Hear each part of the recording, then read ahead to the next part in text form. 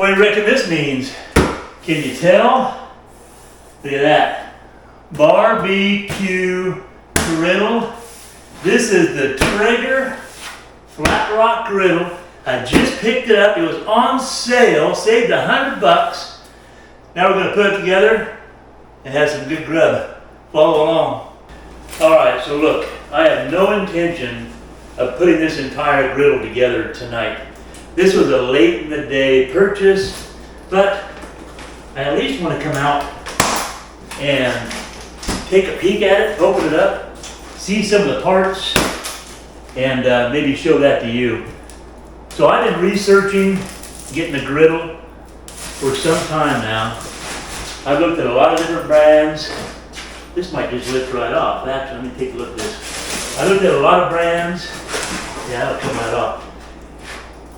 And I could find some good deals on other brands for a lot less money, don't get me wrong. But this seemed to fit the bill for us.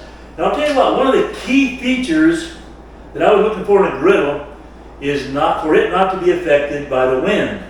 And this is one of the top griddles of all my research that was not affected by the wind.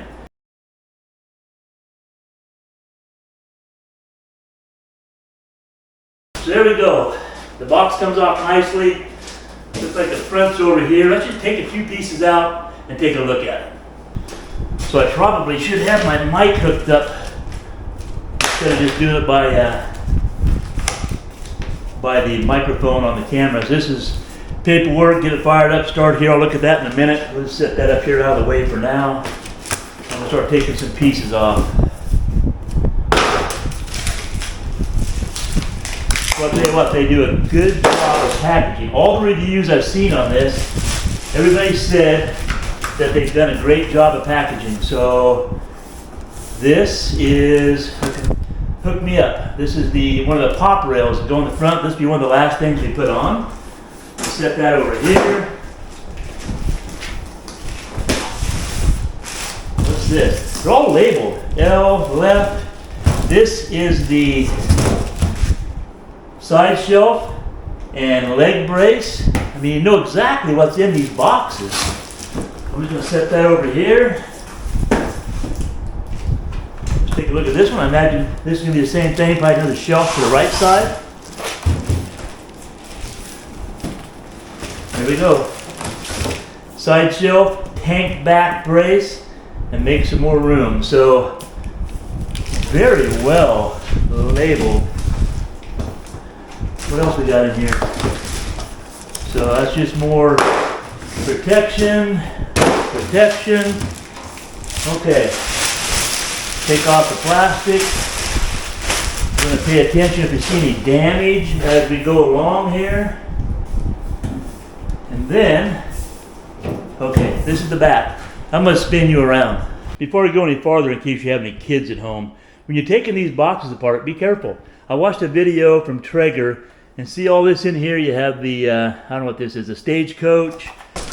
You have a place here you can cut out so the kids can put their eyes in there, get pictures. So it's a little game thing. Like, so this box has this, and the other box has some other things in it. You can put it together and give it to the kids to play with. Just thought I'd mention that. Alright, I got some of my mess put away. I'm working in kind of a tight spot. So you open this up here.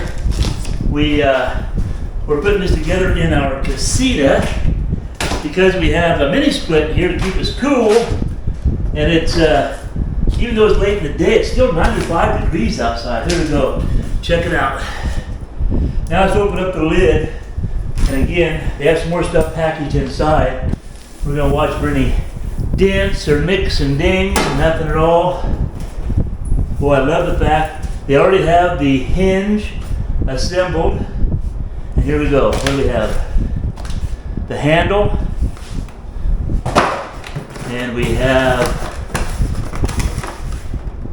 bolt for the, beefiest barbecues. Oh, built for the beefiest barbecues. 2 legs here. I imagine 2 more legs here. 2 legs. And here we have, looks like the wrench kit. Hardware kit. hardwood kit. Keep it tight with the hardware kit. We'll put that over here. And what we have here, 4 casters. And I think this is just protection. Yep, just some more protection.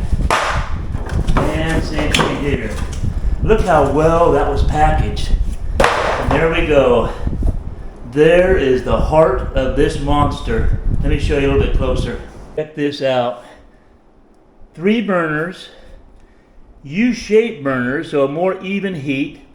Check out the baffles that are in place to help keep the heat from crossing over from section to section. Man, I'm looking forward to using this. And here is the chute for the grease trap. We'll get to that later.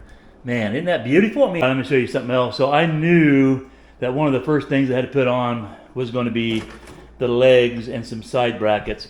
So I thought I wanted to open those up and show you how they're packaged. And this is the hardware kit, so I want to show you that. So look at this. I mean, look at the packaging. It's just great. They supply you with, here's your nuts and bolts.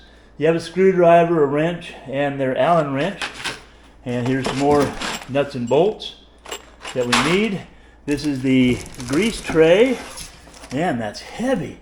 That sucker is heavy. Nothing's flimsy there. What's in here? Okay. The knobs. These are the knobs in there. I'll need those pretty soon. And there's a bracket. That's going to be for the propane tank. And what else is in there? I thought I saw a 9-volt battery flying around, but maybe not. Anyway, I'll pass that up.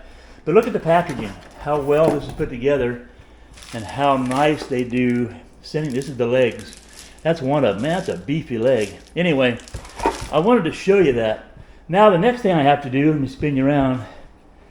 This is going to be a challenge. I need to close that lid. I need to lift that unit out of there because the griddle is down below.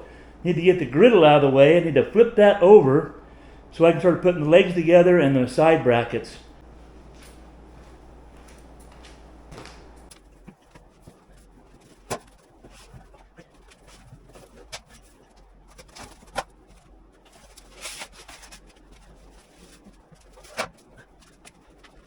Alright, so look, it says to get a friend to pick it up and turn it over on its top. I recommend that, but you know, if you're alone and you have to do something, you just do it. So you can handle this by yourself, but I'll tell you what, this puppy is heavy. Alright, here's something else I did that's pretty cool. So with the legs, now they're just legs, you may figure you just put them in and you can kind of figure it out for yourself. But check this out. So on the leg, there's a chicken. Right here is a sticker with a chicken. So there you go. How easy is that? On this side, here's beef. There's a cow. Right over here is a sticker with a cow. Set it in, you're all good to go. Same thing on those 2 legs. Take my word for it. That's cool. All right, here you go. Leg assembly. Pretty straightforward, right? You put a washer on a bolt. You put a bolt through the hole. You line the 2 holes up, bolt comes out the other side, you put a nut on it, and you're good to go. Now I will say that the bottom bolt, you have a lot of room to put the nut on. But when you put this top nut on, underneath this plate, I'm not the most coordinated sometimes, so it took me a couple tries to get that sucker on there. But anyway, not a big deal, they're just bolts. Alright, so I tighten those nuts down. The leg has a little bit of play, but there is a bracket that goes between these 2 legs. So I'm going to see how much tighter that gets when that bracket goes in here. I think it's going to make a difference. We'll find out together. Alright, then the next thing to do is put on these side braces for your legs. Pretty simple, straightforward. Just 4 bolts into the legs like so, and then tighten them down.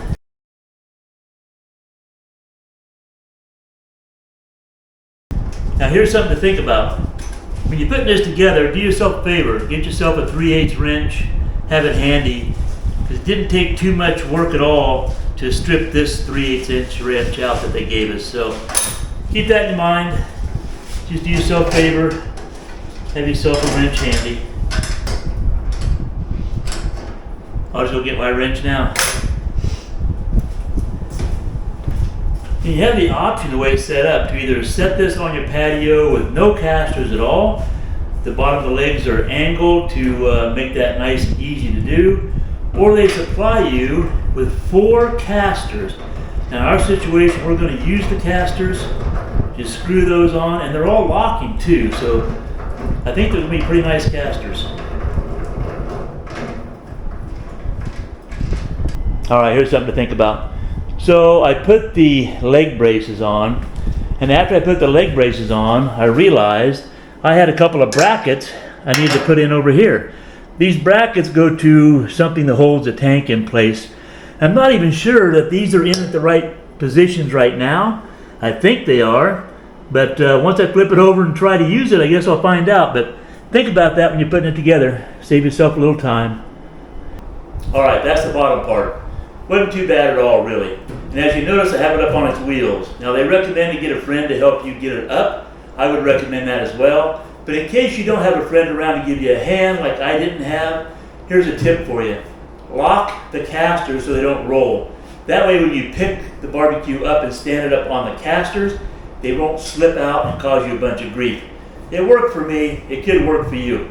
All right, I'm done for today. I have some stuff to do in the morning. I'm going to come back in the afternoon. I'm going to finish putting this together, and then we're going to put the griddle in it. We're going to fire it up and see how it does. Hang around for that. All right, I'm back. A new day. So let's pick up where we left off. So where was that? You know what? I think I need to get underneath the barbecue, the griddle, and put the tank supports on. So here you go. All right. Let me climb underneath here and see if I can show you what I gotta do. Okay, if I put these brackets in correctly, what should happen is I should be able to snap this into place. Actually, I should put this behind that little lip first, like so, and then snap this into that bracket, and that should be how that sits. That's a little loose to me, so we will see how that turns out. All right, we'll go from there.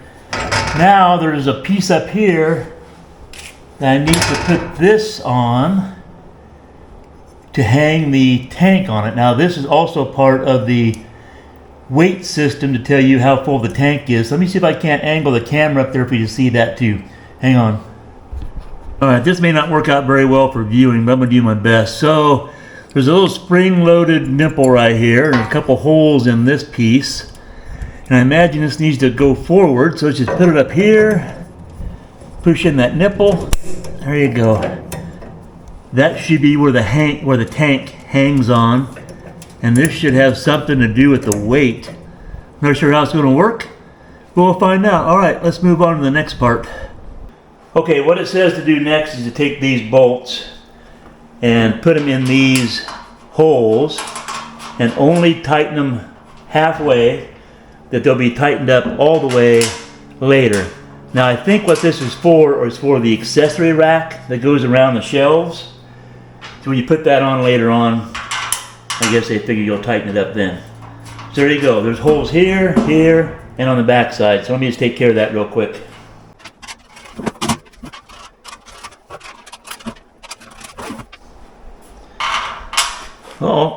Okay, so not there, just on those two sides. That's pretty obvious, isn't it? So let me grab the other shelf. All right, so I grabbed my second shelf and I saw my first flaw. Can you see it? There's a bend right here. I don't know how much that's going to affect the unit once it's put together. If it's not a real big deal, I won't even complain about it. But if it affects the way I can use the shelf, then I'll reach out to Treager and we'll see what they do about it. So Treager, from what I understand, is really good at customer service, so I'm not going to stress about that right now, even though I'd rather it was perfect. And like I said, if it's not a hindrance to the performance, or it doesn't bother me a whole lot, I'll just live with it and move on. But I bet if I contact them, they'll just send me another shelf for replacement. So as I put these bolts in here, I'm going to take a picture of it And I will keep, oh, I can't get that now. Oh. And I'll take a picture of it and I'll keep that and I'll see how I feel in a couple weeks or so. All right, I'll put the rest of these bolts in real quick. Okay, there are the bolts. I'm gonna grab my phone real quick and I'm gonna take a picture. I'm gonna take a picture of that bend right there. There you go, they'll see that. Just like that, and like that. And maybe one from over here. Okay, there's my proof. Hey, you're my proof too. All right, the next thing it says to do is to mount these brackets. These are the shelf brackets. Now here's something to pay attention to. As I looked at the pictures in the instructions, it says I should be using a hex head nut to go in these holes. Well, I'm thinking I must have used the hex head nuts in the wrong spot where I should have used these. But you know what? I'm pretty sure as long as the threads are the same, I can still mount with these screws. I'm not going to worry about it. And the threads seem to be the same. So that is what I'm going to do. Let me go grab the other screws. All right, but to do it right, you may as well use the right screws in the right spot. All right, so if somebody comes and wants to eat some food and they notice I have the wrong screws in the wrong place, no food for them. All right, the next thing we have to do is put these shelves on. And this might be a little easier with two people, but not bad. All right, now just tighten these down and we'll see what we have. Look at those shelves. These are huge. And then here's where the accessory racks will go. Man, these are nice. All right, everything's tightened down. So now these shelves should fold down just by lifting up and dropping them down. That's going to be nice for storage. Pick it back up, put it in place. There you go. Very nice. Now I'll put the other shelf on. Okay, so this is the bent shelf. If it's going to come into play and cause any grief, it's going to be right now. Let's see what we have. Yeah, it's not going to fall into place the way it should. I might still get away with it. Let's find out. Let's just put this screw in here just to get things started, wherever that hole is there.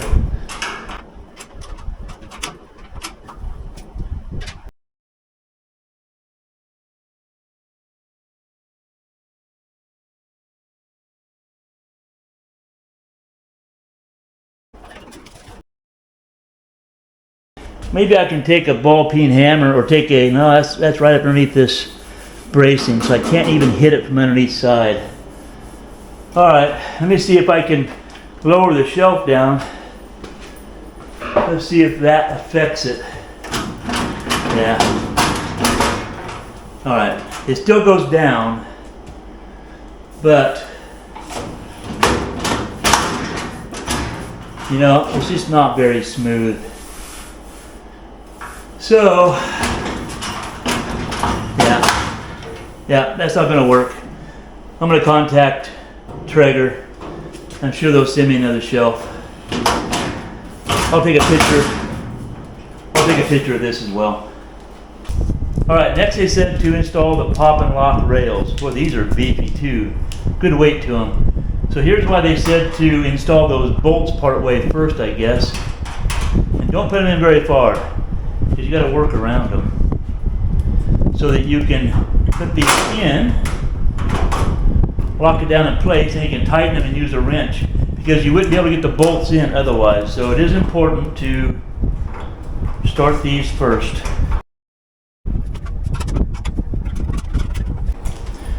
Okay, this is why I do some of these videos, so you can learn from my mistakes.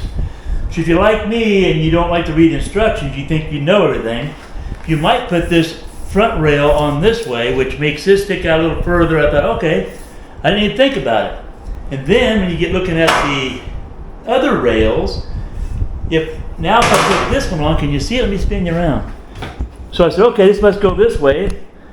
But no, you don't want that to go around the back. Then you have this gap right here. Let me show you. What it should happen is this should go here and turn the corner, and then this will match up at the back end.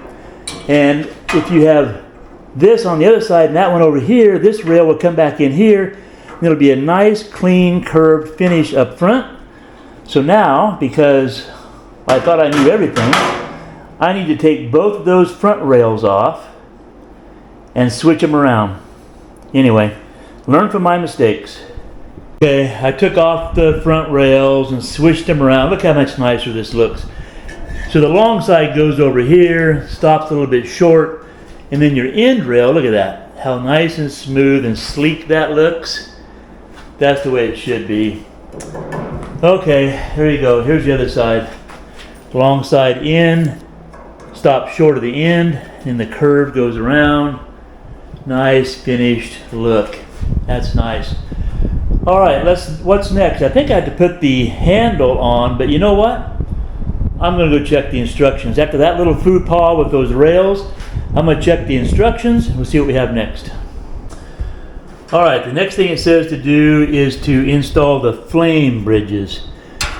And if you put them in, they have a little bit of an angle, so I figured out already, if you put them in this way, run it through the hole, set it over that little nipple right there, and over that, it allows you to get to the holes on both sides to install the cotter pin.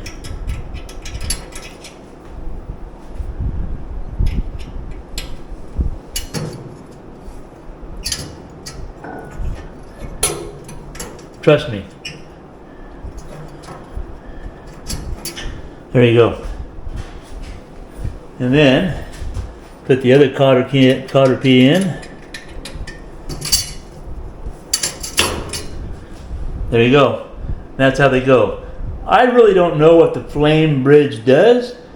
I'll have to find out. Now I'll do the other side.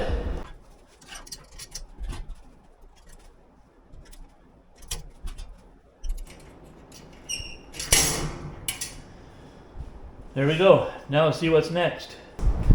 Alright, so the next thing it says to install is the handle. Now I was a little bit stressed out because I am out of nuts and bolts. Luckily, when I opened it up, the screws are in the handle, so don't stress out like I did. Alright, let's put this thing on.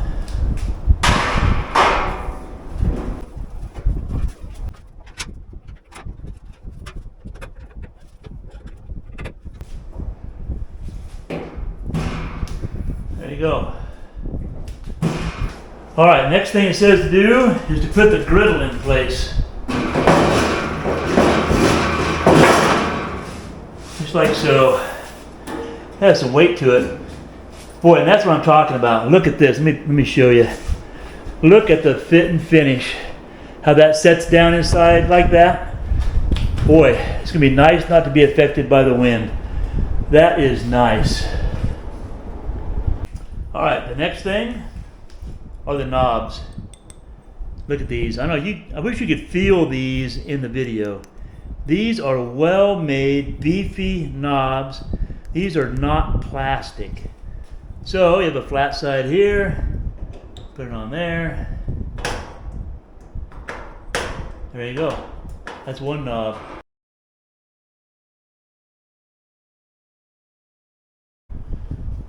Alright, next thing it says to do is insert the grease tray. This is beefy. Good weight to it. Metal, nothing cheap. It comes with one cellophane insert, aluminum foil insert. Look at the size of that puppy. I mean, you could, man, that's huge. And imagine just slide it in there like that. So that's very nice. Easy to take out. Need to go to the store, pick up 2 or 3 more of those. There you go. Out of the way, can't get rained on. It's just a nice system. So here's something I haven't seen talked about in some of the videos about the Flatrock. So during my assembly, I found this wire piece inside of a baggie taped up underneath the griddle. I couldn't figure out what it was for, so I'm going to dangle it down so I don't have to crawl back under here later and get to it. Well, I think what it turns out it helps you light the griddle in case your igniters fail. You can put a match in the end over there and stick it in some access holes, which I haven't found yet. But you know what? I think if my igniter fails, I'm going to take the griddle off and light it from the top. I think that might be easier for me. Okay, pretty much all assembled. It wasn't all that bad. I did make some mistakes. A couple things is, number one, if I were you, just get yourself a 3/8 inch wrench of your own and have it handy. It's nice that they supply you with a wrench, but I only made it through a couple of bolts and it stripped out, so it's really pretty useless. Just get yourself a wrench and have it handy. The second thing is, I'm not much on reading directions because obviously I can put together anything. And when I got to the railings for the accessories, I put those on wrong and I had to take them back off and reassemble it. So you saw that I did that. No big deal, really. And another thing is, right now I have it plugged into 110. So you can ignite it and run it with wire plugged into 110. That way you can see the lights on right now. So that if I had the tank on it and it was calibrated, it'll tell how full the tank is. I guess a lot of people have trouble with that. I'll find out pretty soon whether I'm going to have trouble with it. And it will show the lights will be on if you have your burners ignited. Now, I don't have a propane bottle hooked up to it, nothing like that yet, so they're not on. But if you don't care about those lights, you can just ignite the griddle with a 9-volt battery in a port in the back. So back where the 110 plugs in, there's a little device like this where you can put your 9-volt battery in. I guess in the earlier versions, people are having trouble with this staying in place. It was just shaking loose and falling out, maybe when they're rolling across their deck or what have you. But I think they fixed that because I'll be doggone if I could get this thing out of there. It says push and pull. So I pushed, I pulled, I got out my little Leatherman knife, I got the screwdriver out, I tried to pry it out. I could not get this puppy out of there. So I went and got my handy dandy little precise screwdriver set. I took the screws out and I dropped the whole mechanism out of the unit, and I got this holder out for the 9-volt battery. Now I don't have a 9-volt battery. You know, Treager, if you happen to see this, you supply us with this beautiful grill. We paid good money for this beautiful grill. You go all out. You label everything great. You package everything great. Fantastic. We get to the end. We don't want to plug it into 110 necessarily for some of us, and we have to go buy a 9-volt battery. Give us a 9-volt battery, please. It's a simple thing. Put a cover on it. Give us a 9-volt battery. Everything came in great shape except for my one shelf. If you're looking at it, it'd be the left-hand shelf. I showed you that. I took pictures of it. I thought I would just live with it. But it doesn't operate correctly up and down. So I went ahead and put the tool holders on the shelf anyway. But I am going to reach out to Treager later on this afternoon or tomorrow and tell them that I have a bent shelf. And I would bet that they will send me a new one. And when I do my next update on the Treager, which will probably be when I season it, because I'm not going to season it in this video, I'll tell you what happens with that shelf. So hit that subscribe button. You don't want to miss out on that, but I'm pretty certain they'll take care of it. Anyway, it was pretty painless doing the assembly. I did it all by myself, so I did stand it up by myself and picked it up out of the box by myself, but it is a heavy booger. Just be aware of that. Okay, that's it for now. I'm going to come back later, do a seasoning on this. I'll do a video on that. And then after I get to use it for a while, I'm going to come back and give my honest opinion on this.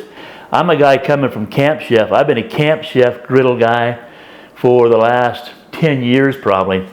Switching over to Treager.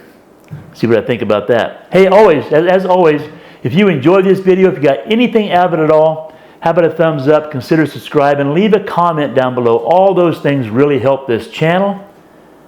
As always, have a great day. We'll see you in the next video.